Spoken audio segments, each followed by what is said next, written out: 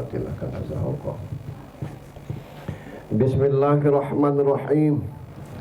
Assalamualaikum warahmatullahi wabarakatuh. Innal hamdalillah. Alhamdulillahilladzi khalaqakum min nafsin wahidah tsummal ladzi khalaqal mauta wal hayata liyabluwakum ayyukum ahsanu amala. Asyhadu an la ilaha illallah wahdahu la syarikalah wa asyhadu anna Muhammadan abduhu wa rasuluhu la nabiyya ba'da. Allahumma salli wa sallim wa barik ala sayyidina Muhammad ibni Abdillah wa ala alihi wa sahbihi wa mawwala. Qala Allah ta'ala fi kitabihil karim. Na'udzu billahi minasyaitonir rajim. Bismillahirrahmanirrahim. Kaifa takfuruna billahi wa kuntum amwatan fa ahyaakum summa yumitukum summa yuhyikum summa ilaihi turja'un. Wa thumma qala aidan alladzina idza asabathum musibah qalu inna lillahi wa inna ilaihi raji'un. Ulaika alaihim salawatun min rabbihim wa rahmah wa ulaika humul muhtadun. Wa qala an-nabi sallallahu alaihi wasallam al-maut babun wa kulun nas dahilu. Sadaqallahul azim. Istri dan anak-anak almarhum yang kita hormati dan dirahmati Allah, Bapak Imam Khatib Bilal Gharib Masjid At-Taqwa yang kami hormati, Ketua BKM beserta pengurus yang saya hormati, Ketua Orsos RT 19 dan Masjid Taqwa yang kami hormati, bapak-bapak, ibu-ibu, ta'zin sekalian yang dirahmati Allah Subhanahu wa ta'ala. Kita bertuhan Tuhan yang satu, Allah Subhanahu wa ta'ala. Tapi dalam merasakan Tuhan itu kita beda-beda. Ada yang bawaannya tenang, ada yang bawaannya gelisah, ada bawaannya cemas, ada bawaannya was-was, ada bawaannya takut. Kenapa begitu? Bergantung dengan situasi, kondisi masing-masing kita. Ada orang yang riang, kebilo, Allah kasih dia rezeki. Ada yang putus asa ketika Allah timpakan ujian, musibah, malapetaka. Ada yang tetap tenang, dikasih rezeki. Ada yang tetap tenang, dikasih musibah. Masing-masing bagaimana cara kita mengasahnya, maka itu adalah rasa ketuhanan, keyakinan, dan yang kita alami berbeda-beda. Tapi malam ini insya Allah kita merasakan perasaan yang sama, turut berduka atas wafatnya salah satu jamaah aktif Masjid At-Taqwa. Bab nak nyari jamaah ini susah gitu. Yang mudah ni nyari masalah gitu. Yang keberikutnya ini belum ceramah, masih pembukaan. Dunia ini luasnya sama, tapi beda kita merasakannya. Ada yang merasakan seluas ini dunia, dia merasakannya sempit. Karena fokusnya ke rezeki, ke penyakit, ke urusan orang, ke masalah. Ngapa dia sempit? Perasaan dia tulah yang punya masalah. Perasaan dia tulah yang sarung. Perasaan dia tulah yang susah. Padahal di belakang dia lebih banyak orang yang susah, di atas penyakit dia lebih banyak yang sakit lebih parah. Tapi ada orang yang merasakan dunia ini luas, tidak bergulai, senyum. Ada masalah, tenang. Tidak berduit, bersiul dia. Pecahnya segar nian. Ya, hak kata kita. Ngapa? Kata. Sama kawan tegas itu. Sudah makan rokok dah ada, duit dah ada. Ngapa tegak di marang rumah? Tidak ada berangin. Ngapa tidak ngasap? Ada di sini. Numpang ngasap situ. Sini itu. Lepas rokok sebatang. Itu. Ngapa? Karena pikirannya luas itu. Kalau kita sempit pikirannya, jadi tambah rumit urusannya. Gitu. Yang kedua, yang ketiga, sama lapangnya dunia ini. Yang sempit itu pikiran. Yang tadi luas dunia, yang sempit itu hati. Yang ini lapang dunia, tapi pikiran sempit. Kalau pikiran sempit nih, macam-macam yang dipikirnya. Macam mana masa depan? Mikirkan masa depan, yang masa depan belum tentu mikirkan kita. Pikir dulu yang kini. Masa depan tentang kita sampai lusun taida itu. Hadapi yang kini itu. Yang kita tahu tuh yang rumitnya aja. Segalanya dibikin rumit. Padahal tidak ada. Ketemu suami pelit, tidak usah kita renyeng nian. Nah bu, duit 2.000, beli kacang kelak, beli minyak, beli cabai, beli garam, beli itu. Iyo, kata, pergilah kerja, dapat galau kelak. Begitu dia balik, makan siang lah, siap dari situ. Gulai apa itu tadi, bahan 2.000 tu. Begitu dia buka, ada peyek sekeping. Kan lengkap di situ tuh. Kenapa susah makanlah dengan peyek. Itu. Jadi jangan kita sempit pikiran. Yang ketiga, yang keempat, dunia ni murah. Yang mahal tu gaya, yang tinggi tu gengsi. Makin tinggi gaya, makin banyak biaya. Makin tinggi gengsi, makin sempit pergaulan kita. Ngapo? Orang malu bergaul dengan kita yang tinggi gengsi itu. Ngapo? Tidak terikut kawan. Ngatu. Biasa-biasa baiklah. Kadang-kadang galak kita tertipu dengan penampilan orang ni. Belanja di pasar pakai baju daster baik. Cacam kesederhana ibu ini, kata kita. Mijak lulu caidak baik dia. Begitu keluar di pasar, Alphard nunggu di pinggir tu. Plus sopir, wah, kata tergerot ibu ni. Tapi ada yang nak mijak, weh, lamun ya itu. Tiap sebentar nutup hidung gitu. Begitu itu kita ikut ke rumahnya. Atap, masih atap miye kata orang, lembab. Masih atap rembio rumah. Apa nak kita pandirkan? Status grosnya itu.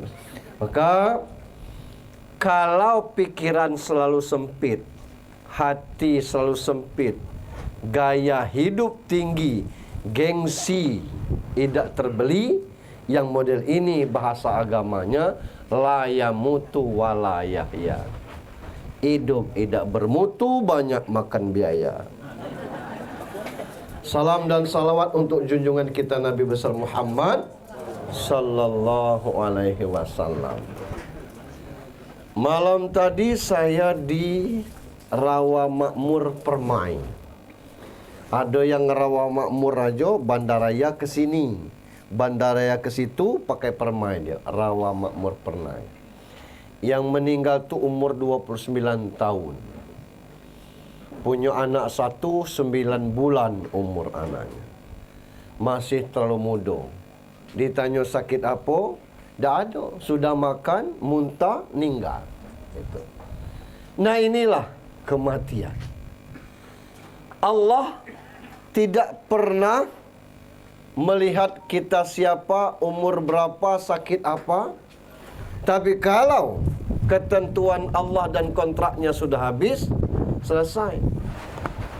Banyak referensi kita orang-orang yang mati muda, misalnya Nike Ardila. 19 tahun umurnya.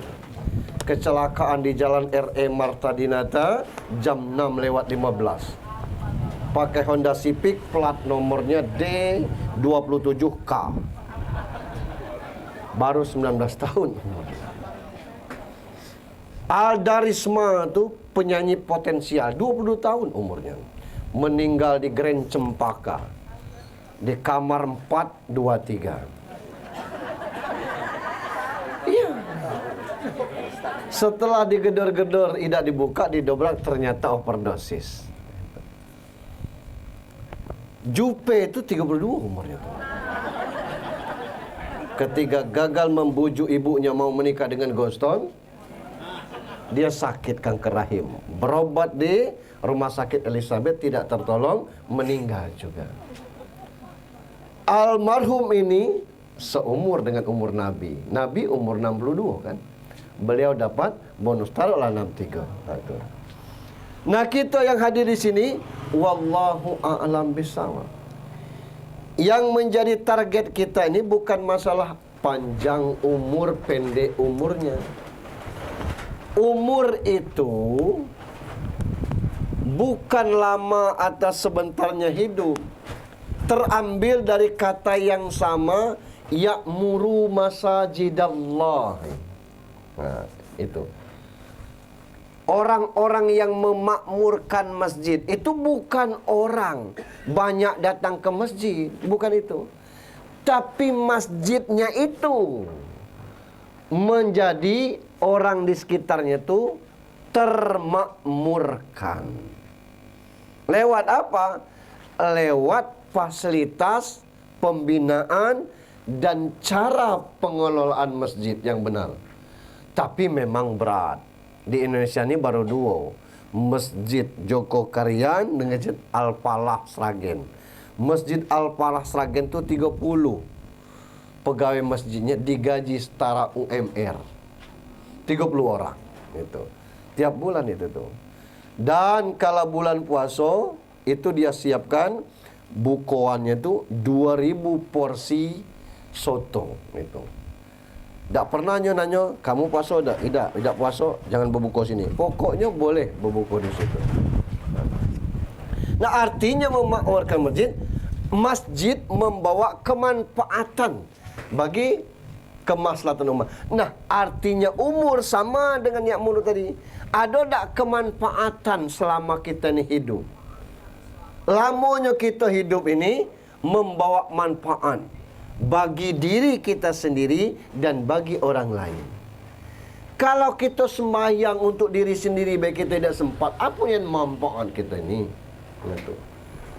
Bab kalau kita tidak sembahyang, lebih berharga kambing daripada kita. Perbandingannya cuba potong kambing, potong juga manusia. Kalau kambing dipotong, kepalanya ada otak, pacak dibuat otak-otak. Kulitnya tidak usah dimakan, kata tipis. Bisa dijadikan untuk dol tuh, untuk rebana. Kakinya jangan dibuang, sup kikil jadinya. Gitu. Isi dalamnya itu jeroan namanya, pacak dibikin soto. Gitu. Dagingnya disate, tulangnya dipindang, atau boleh juga ditongseng. Sekarang kita potong manusia. Untuk apa ini? Mulai dari kepala sampai ke isi dalam tidak ada yang kuno. Berarti lebih berharga binatang daripada kita. Nah, tapi kita oleh Allah dijadikan khalifah fil ardh. Mati Allah suruh kita milih, dan pilihan itu ada untuk kita. Husnul khotimah, su'ul khotimah. Yang mana yang tidak kita pilih, itu urusan kita. Jadi kematian kita, kata Abdul Somad, boleh jadi karena kebiasaan kita. Ada orang yang meninggal sedang baca Al-Quran. Ngapa? Lah memang dia terbiasa baca Al-Quran. Habis maghrib baca Quran, habis isya baca Quran, habis subuh baca Quran. Mati baca Quran ya. Ada orang yang mungkin mati sedang tahajud. Ngapa? Karena jatah kematiannya Allah tetapkan jam 3:30. Jam 3 tu mulai tahajud. Mati sedang tahajud. Alangkah eloknya. Nah kita tahajud nanya, apa tahajud tu? Lah, dan sembahyang. Sembahyang apa? Sembahyang tengah malam. Lah tahu dia tu.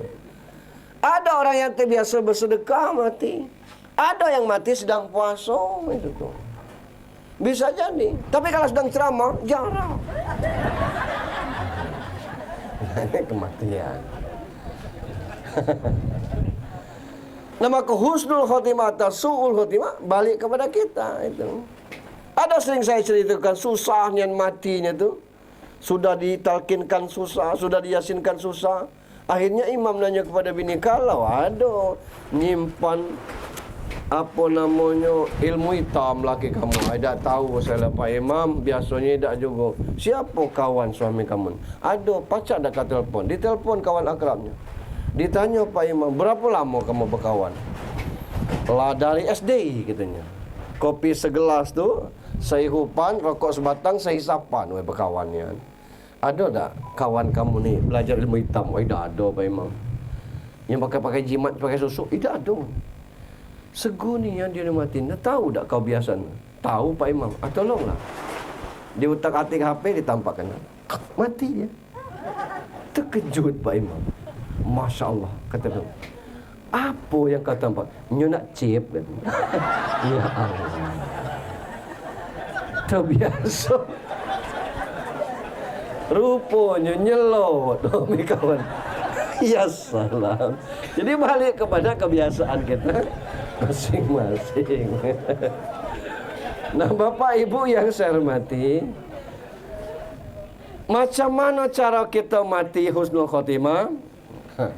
Itu yang akan kita uraikan. Salam dan salawat untuk junjungan kita Nabi besar Muhammad sallallahu alaihi wasallam. Yang tadi pembukaan. Ada beberapa cara yang harus kita ikuti, dan ini berdasarkan petunjuk Nabi. Melalui doa, dan insya Allah kita hafal doa ini. Yang pertama, salamatan fiddin. Allahumma inna nas'aluka, kalau sama-sama. Allahumma inni as'aluka salamatan fiddin. Selamat dalam beragama. Itu. Nah, ternyata Allah tetapkan kepada kita dinul Islam. Kenapa Islam? Inna dina indallahil Islam. Sesungguhnya agama di sisi Allah Islam. Itu yang kita anut. Perkara Islam keturunan terserahlah. Kece orang datuk kamu dulu Islam, bapak kamu Islam, syukurlah. Gitu. Tapi kita sudah dalam Islam. Nah, kita minta selamat dalam beragama nih. Macam mana cara beragama mesti kita pelajari supaya tidak sesat. Nah, ketika kita tidak paham beragama, itulah yang mudah terpengaruh nabi palsu. Dan kadang-kadang di Jawa galak nih. Ada Ahmad Musaddiq yang di Bogor, lah selesai. Antara Jawa Barat dengan Jawa Tengah tu, ada juga kemarin tu muncul agama palsu, nabi palsu. Nama nabinya Tugimin. Nah, kita bukan apa-apa ya. Andai kata namanya Tugimin, saro kita berselawat. Sallallahu ala Tugimin. Tidak enak. Muncul. Kenapa ada pengikut? Karena tidak paham dengan agama. Kita minta selamat dalam beragama. Petunjuk banyak. Itu. Alat untuk itu ada. Itu. Kita bisa komunikasi online. Itu. Ya, daripada salah ngomong online kan itu. Ini enak sekali kita beragama. Dulu buku setebal-tebal 4 jari tidak terbeli. Sekarang ada e-booknya. Tinggal kita download. Tidak juga begitu, tinggal panggil di berbagai literatur yang perpustakaan online. Banyak sekali.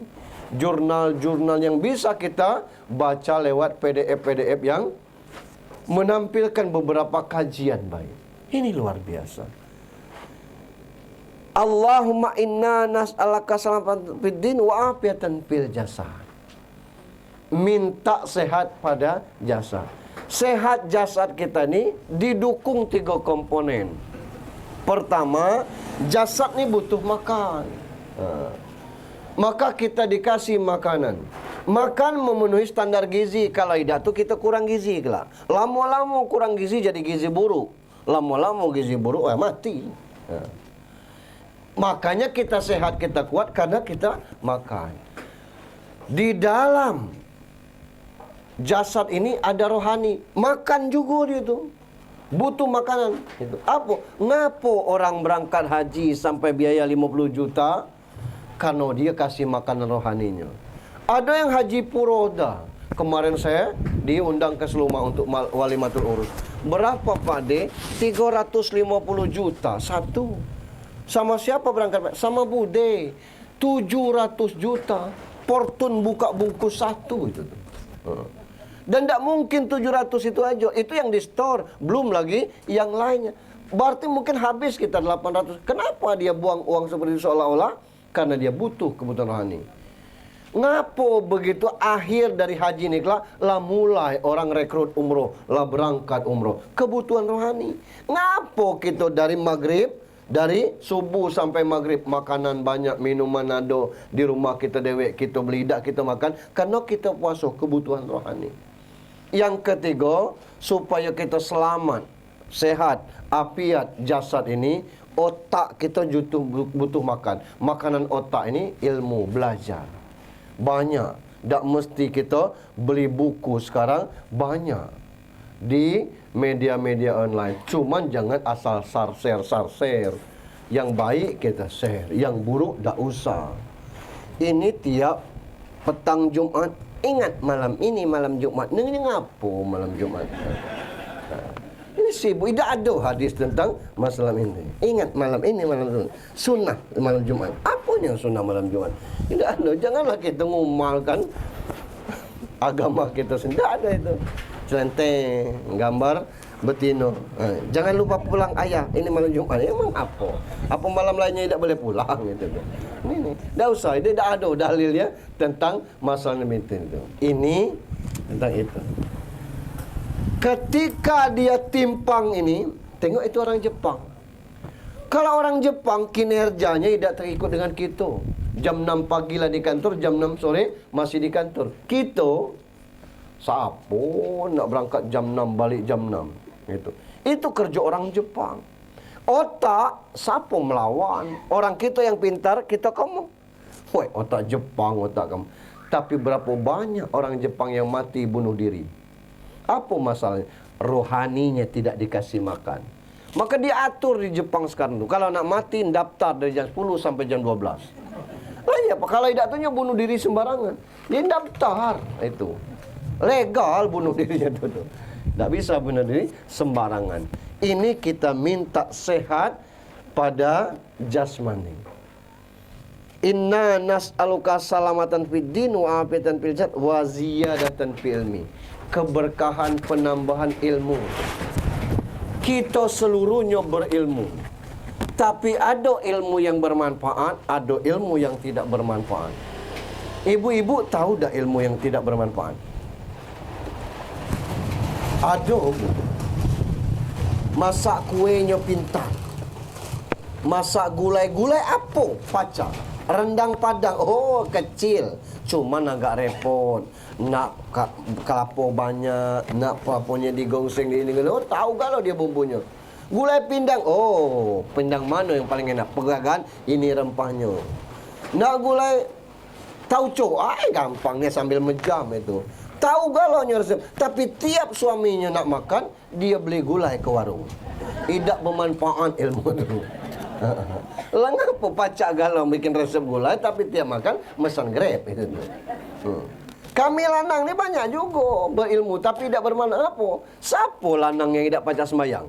Tapi segono sembahyang. Lah tidak bermanfaat ilmu tu. Itu. Maka kalau sesekali sembahyang itu berisiko. Saya tengok di TikTok tu ada. Karena kan 7 kali takbir tu. Subhanallah, alhamdulillah, Allahu Akbar, sa'ad katakan ruku. Allahu Akbar, sa'ad. Orang tegak. Itu judul TikTok tu, malunya seumur hidup. Dikiranya ruku sembahyang yang dipanggil. Ya belum waktunya rukuknya, lah rukuk dewe itu. Terduduk, nengok orang masih tegak.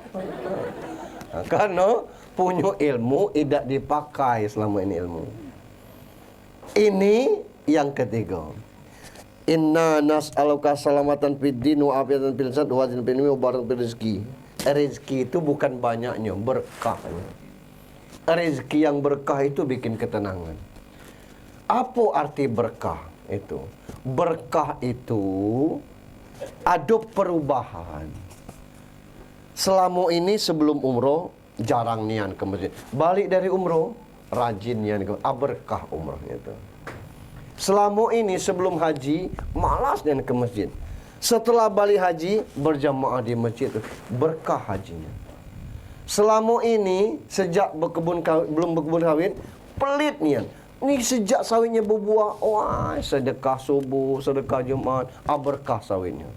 Selama ini sebelum nikah belum nak sembahyang, gitu. Setelah nikah tidak juga nak sembahyang, tidak berkah berumah tangga. Nah, ukurannya sih tidak ada perubahan dari hal-hal yang biasa. Wa taubatan qablal maut, tobat sebelum maut.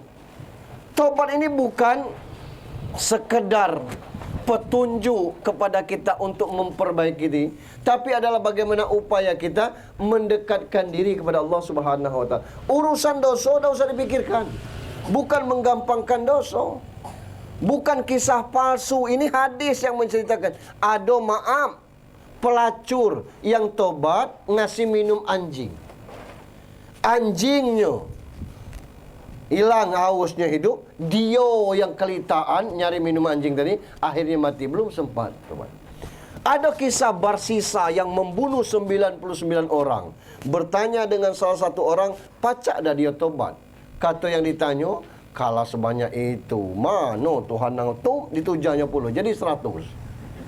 Bertanya lagi dengan orang yang paham agama, nak sebanyak pasir di laut dosa kamu, kalau kamu tobat Allah ampuni. Di mana aku bisa belajar? Ke dusun itu. Dalam perjalanan ke situ, dia meninggal di tengah jalan. Belum sempat mengerjakan. Allah ampuni. Kita tidak sejahat itu. Jibril pernah turun kepada baginda Rasulullah. Wahai Rasulullah, Allah kasih salam. Umatmu diampuni kalau dia minta ampun setahun sebelum meninggal. Lah, kata Rasul, 365 hari, 12 bulan, 48 minggu tu real, kata kawan. Tuan Jibril. Bukan gaduh itu. Ngapa? Minta dispensasi dengan Tuhan. Lamunian turun lagi Jibril. Sebulan sebelum meninggal. Sebulan tu 30 hari Jibril. 4 minggu. Turun lagi Jibril. Seminggu sebelum meninggal. 7 hari itu tu. Lama. Umatku ni besok banyak lupa apa di sana itu. Tu. Sehari semalam 24 jam. Cacam 24 jam tu lama. Apa dikecek 2 minit berikutnya 10 minit akan datang. Ini tidak teringat itu. Terakhir Jibril turun, selagi napasnya di tenggorokan, kalau dia minta ampun dan tobat Allah terima. Pertanyaan, pacak tak waktu kita lagi nazak itu sakarat maut kita istighfar? Itu yang jadi masalah. Bukan mudah untuk meninggal dengan husnul khotimah itu, walaupun kadang-kadang terkesan mudah. Saya sering cerita dan pernah melihat ada ibu-ibu yang meninggal dengan husnul khotimah. Itu. Begitu indah dia mati. Maaf, dia ni 3 beranak. Mertuanya Tino, karena suaminya meninggal, anak gadisnya dengan ibu tu tinggal dalam satu rumah. Ibu ini bertanggungjawab atas mak mertuanya, karena anak ibu tu cuma tidak ada lagi. Dia tinggal dengan menantunya. Anak gadisnya semata wayang suatu ketika pengen acara di luar kota, maknya tidak mengizinkan. Ketika tidak diizinkanlah anak gadisnya itu meronta, melawan, merajuk, lalu meninggalkan rumah. Dia tidak ingat kalau maknya punya riwayat jantung. Apa kata nengok anaknya bawa koper seperti itu, sok mak ni kena serangan jantung. Tapi tidak langsung meninggal, dibawa ke ICCU. Daripada salah saya ngomong ICCU. Di telepon anak gadis ini dan tak ngangkat dia tu. Nangislah nenek tu nunggu di situ. Berkabel galau di sini. Akhirnya ada pasien lain yang juga menjaga keluarganya. Cuba nek pakai nomor ini. Mana nomor yang tak dituju? Saya telefon pakai nomor saya. Siapa tahu kalau nomor asing dia angkat. Nah begitu pakai nomor asing diangkat. Langsung di video call. Dek, baliklah, ini ibu kamu lagi koma. Barunya jerit, "Mama." Balik dia. Depan pintu ICCU dia meki itu. "Mama!" Terkejut, siapa ini? Anak yang koma itu. Diizinkan dokter masuk. Begitu dia masuk, kuasa Allah, ibu ni sadar. Ditengoknya, dipeluknya. Apa kata maknya? "Maafkan saya, nak." Maknya minta maaf. "Tidak, mama, aku yang salah, maafkan aku, ma." Senyum mamanya. Dia tengok mertuanya. "Mak, titip anakku, la ilaha illallah." Mati dia. Itu di depan mata saya ni, Bu. Di Indosiar saya tengok. Meninggal husnul khotimah. Apa mudah seperti itu? Kalau tidak nonton, tidak mudah. Lah ya. Nah, husnul khotimah. Lah iya, Pak. Saya kan belum selesai ceritanya ni. Warahmatan indal maut, dapat rahmat ketika menjelang kematian. Nah, ini contohnya rahmat itu. Kita meninggal dengan tenang, meninggal hari atau malam Jumat, meninggal lagi sedang ibadah. Wa maghfiratan ba'dal maut, Allah ampuni setelah maut kita. Nah, itu yang kita harapkan itu. Maka tidak mudah proses untuk husnul khotimah itu. Nah, proses inilah yang sedang kita tata semasa hidup ini. Nah, insya Allah almarhum mendapatkan itu. Lalu apa yang bisa dilakukan oleh anak-anak? Bapak Ibu yang saya hormati, kehilangan orang tua itu luar biasa. Gelap gitu. Saya sendiri waktu nyambut mak saya nak dimakamkan itu, saya sadar lah di kamar. Itu. Loh, mana mak tadi? Lah di kubur katanya. "Ya, aku di mana?" "Ya, kau pingsan," katakan. Pingsan. Kenapa? Kita tidak tahu. Bukan iman yang tidak kuat, bukan apa-apa. Karena memang kehilangan orang-orang yang amat sangat kita cintai. Itu. Agama mengajarkan al-jannatu tahta aqdahal umat. Surga itu di telapak kaki ibu. Tapi ingat, nak masuk surga pakai kunci. Nah, kuncinya inilah yang dipegang bapak. Jadi pintu surga di telapak kaki ibu, kuncinya dengan bapak. Artinya apa? Kepada ibu kita sayangi, kepada bapak kita juga perlakukan sama. Nah, bapak meninggal itu. Macam mana nanti kami kuliah, macam mana kerja belum rezeki, tidak ada urusan dengan bapak. Bapak masih hidup pun tidak seperti itu. Sebab ngapo ada kisah ini. Ini bukan di Indosiar. Anak ini baru kelas 5, bapaknya meninggal. Adiknya 2 lagi. Kata maknya, "Jadilah kelas 5 kalau nak. Tidak terbiaya dengan mak." "Iya," katanya mak. "Biarlah." Saya baca di mana lah, apa di majalah Hidayah apa macam itu. Ya, kisahnya itu. Jadi tak sekolah lagi dia membantu maknya jualan sayur di pasar. Kira-kira umur SMP dia buka meja dewek. Itu. Dia terpisah dengan maknya. Umur SMA lah jadi juragan sayur dia. Dia duduk orang antar sayur. Tinggal aja ngitung-ngitung baik. Kira-kira dia kuliah, seusia kuliah, itu maknya 2 kali umroh, berangkat haji. Dari caranya cari sayur. Adik-adiknya lancar kuliah. Tidak mesti nak sarjana. Bukan saya mengecilkan sarjana, maksud saya, jangan berkecil hati urusan kerja. Yang kita pikirkan sekarang ini, macam mana tetap tersambung anak kepada orang tua. Lah, gaeklah mati Pak Ustaz. Iyo, tapi Rasul menitahkan idza mata ibnu Adam in qata amalu minad dunya illa min salas. Mati anak Adam putus hubungan terhadap dunia kecuali 3 hal. Ini hadis sadaqatin jariyah. Pak Marihot Rambe selama hidupnya 23 tahun tidak mungkin tidak bersedekah. Alangkah lemak kalau berduit Pak Ustaz. Lah memangnya ngapo? Yang tidak berduit lah pacak sedekah dengan tenaga. Ya aku tidak ada tenaga lagi Pak Ustaz. Awalnya pensiun, bersedekah dengan ilmu itu. Ilmu juga tidak ada. Bersedekah dengan menolong orang. Jadi panitia di rumah orang yang ada resepsi itu. Tukang parkir itu. Depan dikit Pak, mundur dikit itu. Tengah dikit, kiri dikit itu. Berpanas-panasan belah lidah. Dari pagi sampai siang. Ada upahnya, tidak ada. Masa sia-sia model itu?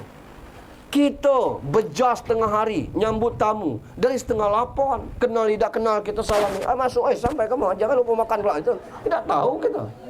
Bukan tidak lita, tidak dibayar itu sedekah tinjarnya. Ibu nunggu-nunggu meja prasmanan tuh, ikan habis, asal itu. Gula habis, asli itu. Tahu-tahu habisnya yang nunggu belum makan itu. Apa dia marah? Nah dia apa nih marah, gula habis. Apa itu tidak sedekah tinjar? Kan? Nah almarhum tidak mungkin tidak ada sedekah tinjar. Yang kedua, au ilmin yantafa'u bihi, ilmu yang bermanfaat. Selama hidup adalah ilmunya yang dipakai. Alangkah enak jadi guru Pak Ustaz. Kita ni guru galau. Ada yang di SK-kan ngajar, ada yang tidak. Lah yang tidak tu siapa? Yang ngajar anak, ngajar cucu, ngajar kawan-kawan kita. Itu ilmu yang bermanfaat. Orang dulu tuh kalau ngasih air model ini tegur itu, jangan. Saya ini, itu ilmu. Akhirnya kita berubah, tidak lagi ngasih saya ini itu tuh. Ngapa? Nunduk depan orang. Saya ini cara. Itu ilmu itu tuh. Macam mana cara beradat istiadat, cara bermasyarakat, ada galau ilmunya itu. Nah yang ketiga, peluang dari anaknya. Awaladin solihin wayadullah, anak yang soleh. Hadis ini bukan khusus untuk anaknya. Segala anak yang soleh berdoa atas almarhum, doanya sampai. Bang apa? Ada orang ninggal bujang, ada yang ninggal gadis. Mana ada anaknya? Maka doa anak yang soleh. Nah soleh itu jangan terpaut dengan atribut. Soleh pakai surban, pakai apa namanya kain kalau lilit kepala, di tangan ini tidak lepas tasbih. Subhanallah, subhanallah. Nah, tidak seperti minum, tidak selalu model itu. Bukan kita mengatakan itu tidak soleh. Sebab innallaha la yanzuru ila suwarikum wa amwalikum walakin yanzuru ila qulubikum. Hati kita yang perlu soleh ini. Orang biasa-biasa baik, tapi solat luar biasa. Itu. Sama kita kedudukan kepala dinas, tapi ada kepala dinas di mana azan di situ mobilnya parkir. Ada pejabat nomor itu. Oh, seringnya saya ketemu plat nomor ini. Siapa pejabat kata orang. Oi, bolehlah bapak rajin yang solat. Kita intip ke masjid, rupanya supirnya baik. Ya Allah. Jadilah. Tak daripada tidak sama sekali. Nah ini. Nah doa anak yang soleh inilah yang ditunggu almarhum. Ngapa doa anak? Kalau doa anak kepada orang tua dia full. Itu. Kalau doa kita Allah, kita tidak mungkin ngebut bapak kita. Itu.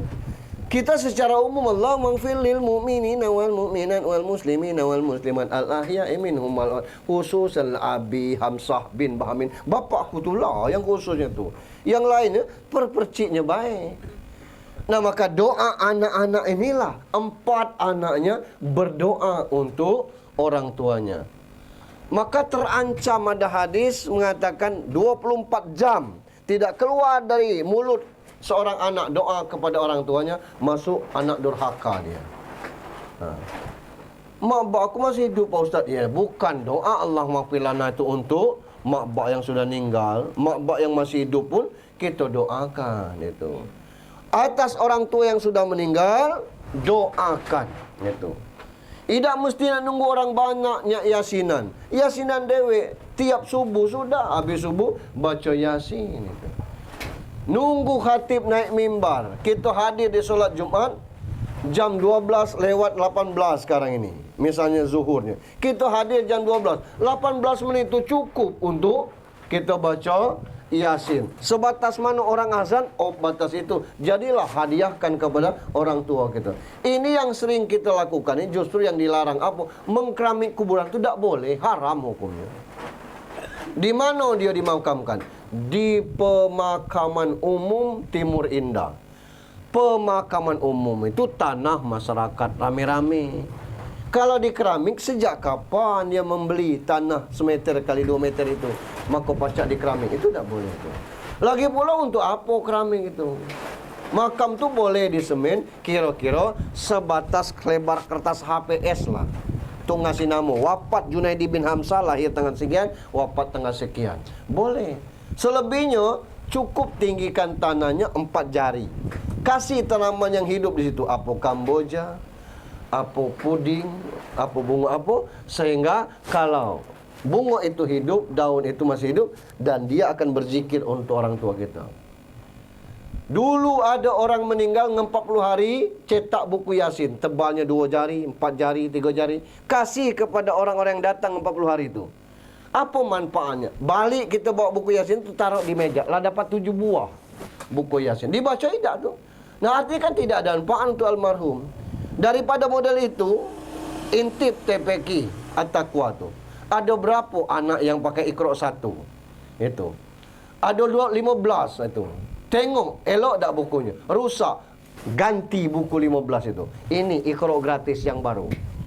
Kalau rusak nanti kasih tahu, kami gantikan lagi. Wakafkan atas nama Marihot Rambe. Akan mengalir pahalanya selama anak itu lengket di kepalanya huruf-huruf hijaiyah itu. Ini luar biasa. Itu ada manfaatnya. Nah, ini kepada 4 anak, itulah yang ditunggu oleh almarhum. Udu'uni astajib lakum, minta kepada aku kabulkan. Macam mana cara mintanya? Ujibud da'watad da'i izadaan. Aku penuhi permohonan yang bermohon. Berdoa itu bermohon kepada Allah Subhanahu wa taala. Terakhir, untuk kita yang hadir di sini, kita pun tidak tahu kapan waktu kita menyusul almarhum ni. Tapi Allah isyaratkan kullu nafsin zaikatul maut. Tiap yang bernyawa pasti akan merasakan mati. Allah tanya kepada kita, kaifa takfuruna billahi wa kuntum amwatan fa ahyakum summa yumitukum summa yuhyikum summa ilaihi turja'un. Ngapo kamu ni masih ngapir? Dulu kamu tu mati, kami hidupkan. Sudah tu mati lagi, kelak kami hidupkan lagi. Akan ketemu kita kelak, kata Allah. Apa yang nak kita pertanggungjawabkan? Saya sering menyampaikan ke masyarakat, dikutip dari sinetron PPT itu. Bang Jack ini ngomong kepada kawan-kawannya. Apa kata Bang Jack? Kita ini orang miskin, banyak masalah, orang bodoh. Kalau tidak sholat, istimewanya kita ini di mana? Cocok saya pikir kata-katanya. Kita ini orang miskin, banyak masalah, orang bodoh, tidak sholat lagi. Istimewanya kita tuh di mana? Nah, setidaknya kalau kita susah, kita sholat baik, lah cukup membantu kita. Bukan berarti yang kaya boleh tidak sholat, apalagi yang kaya sholat. Kita ini memang sudah banyak yang tersesat semasa hidup ini. Apa tersesat? Misal, kulu kilir bermotor, hari-hari hujan kepanasan, sambil itu nabung terus, celentang tabungan 200 juta. Kata suaminya, ma, tengok nolnya. Ayah serius ini, tidak salah ketik, serius 200 juta. Beli mobil ya. Untuk apa? Untuk apa? Lah nanggung, berpanas berhujan ini. Mobil apa dapat 200 ini? Senia tidak dapat. Avanza apa lagi? Kalau yang second, janganlah second. Kita tidak ngerti mesin. Pokoknya aku tidak buka bungkus. Yang buka bungkus ni mungkin Ayla, Agia dapat sekitar 185, 175. Jadilah itu ya. Beli mobil. Boleh tak? Boleh. Duit-duit dia. Tapi dia lupa rentetan terbeli mobil itu. Mulai merembet ke yang lain. Tidak mungkin isi kantong ni 50 ribu. Begitu habis bensin, ngisi ke minyak eceran. Marah tukang minyak eceran tu. Bebenar memang mobil Marine Ryan ngisi minyak eceran cak ini ni. Masa mobil terbeli minyak terbeli. Nak beli minyak lah aku ni. Weh, jangan di sini beli mang. Di SPBU. Duitnya tak cukup dek. Berapa liter mamang? 2 liter. Buka lah tutup tangki tu. Aku kasih gratis man. Marah yang jual minyak ni. Artinya paling tidak 300-400 itu paket.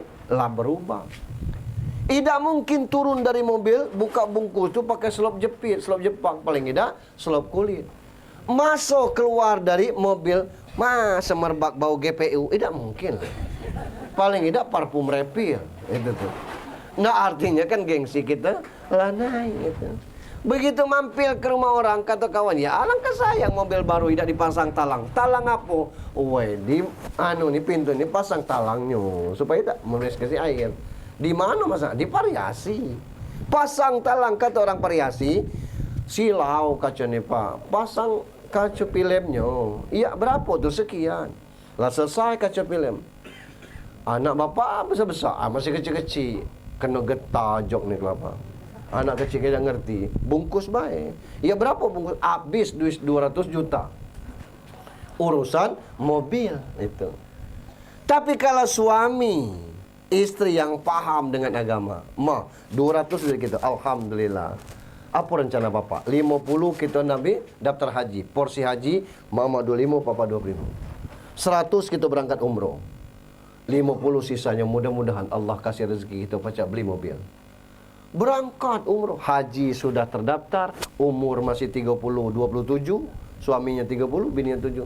Sampai di Baitullah, papa doa, mama kami ngaminkan aja. Ya Allah jangan cabut nyawa kami sebelum berhaji. Allah, kami sudah daftar, suami istri. Amin kata bini. Ya Allah, balik ini kelah sisa duit 50, kasih kami mobil second yang 2023 jadilah ya Allah. Amin kata bininya. Apa yang susah bagi Allah? Tidak ada yang susah. Man amila solihan min zakarin wal unsa wa huwa mumin falanuh iyannam hayatan tu. Siapa baik anang ino anang beramal soleh, dasarnya beriman kepada Allah, Allah rubah kehidupan jadi lebih baik. Tak ada yang sulit bagi Allah. Yang ketinggi contohnya kita rendahkan. Duit di kantong 10.000, 5.000, 2.000. Tercukup sembahyang Jumat. Lewat celengan. Yang mana yang masuk? 2.000. Surga ya Allah. Surga apa? WC terminal 2.000. 2.000 masuk. Malam minggu ada organ tunggal di RT anak orang nikah. Itu. Datang biduannya, saya jarang ke Timur Indah 5. Apa kabar? Sehat kata itu. Satu nomor pertanyaan untuk Anda, perawan atau janda? Duit 10.000, 5.000, 2.000. Yang mana yang nyawer? 10.000. Kasih 2.000 diludahi biduan tu. Itu gitu. Apa tidak boleh? Boleh duit-duitnya itulah. Itu. Cuman kita lah sesat. Saya kadang-kadang agak kasar ngomong kan, kata, biduan tu bini orang, anak orang. Dan ngapa ngasih duit ke bini orang maka tidak pacar tu. Nah, kasih dengan bini awak tu. Lah mohon maaf. Lah ini kita, bukan itu saya kan. Ada jalan lain untuk kita bersedekah itu tuh. Sama hal-hal yang lain juga seperti itu. Maka kalau yang belum cukup sembahyangnya, solatnya itu dipaksakan. Apa ada dalil solat terpaksa? Ada. Apa ada pahala? Ada. Paman ya'mal mithqala dzarratin khairan. Siapa yang berbuat baik, naknya terpaksa atau tidak, pasti ada pahalanya. Itu. Boleh sembahyang paksa? Boleh. Itu. Dalilnya, pukul anakmu umur 10 tahun kalau tidak solat. Umur 7 tahun ajar, 10 tahun tidak solat, pukul. Lama umur 40, bukan dipukul lagi. Digilas sama wales. Nah maka paksakan. Solat sama-sama. Lum pacak ke masjid, sembahyang dulu di rumah. Itu. Lah pacak ke masjid, bawa ke masjid. Aku tu jauh Pak Ustaz. Motor ada? Ada. Lah bawa motor. Kecek orang pandir. Biarlah orang ngecek motor kita. Itu. Aku agak tidak setuju Pak Ustaz. Rumah 15 meter ke masjid bermotor. Lah biarlah motor dia. Kalau ditanya Tuhan tu, ada tak kau bawa motor ni ke masjid? Tidak Tuhan. Lah ngapa? Ya dekat. Aku bukan nanya dekat atau jauh. Ada tak kau bawa? Tidak. Lah ngapa tak kau bawa? Iya, tidak perlu aku tahu. Ditanya dengan motor, ada tak kau ngantar? Tidak. Kalau mancing rajin. Nah, aku dah suruh mancing kata Allah. Masjid. Ini makanya kita mesti bukan masalah pandir tu. Baju baru kalau pacak dibawa solat berjamaah menjadi saksi bagi kita. Ngapo disuruh solat ke masjid itu? Begitu kita berangkat dari rumah ini, semua yang kita lewati itu jadi saksi. Kelapa, mangga, rumput, lalang, belalang, itu menjadi saksi. Itulah makanya orang tu solat sunat sini, pindah ke situ supaya jadi saksi. Begitu kita berangkat, hujan. Kata kita, hujan deras dah. Dah, gerimis baik. Kita bawa payung tapi tidak dibuka. Satu tetes, setiap tetes dari rumah sampai ke masjid itu pemadam api neraka. Iya, kalau model itu hujan deras tidak usah berpayung Pak Ustaz. Lajulah, tidak basah. Nah ini tidak ada yang sia-sia. Jadi semuanya itu belum solat, belum lagi kita sembahyang berjamaah 27 kali lipat itu. Semua nanti akan dipertanggung. Awalu yuhasabu min abdi fi yaumil qiyamah as-shalah. Yang pertama kali dihisab di antara masing-masing kita adalah solat. Alhamdulillah, masjid di Kota Bengkulu ini per Desember 2022 460 buah. Luas Kota Bengkulu ini 151,7 km persegi.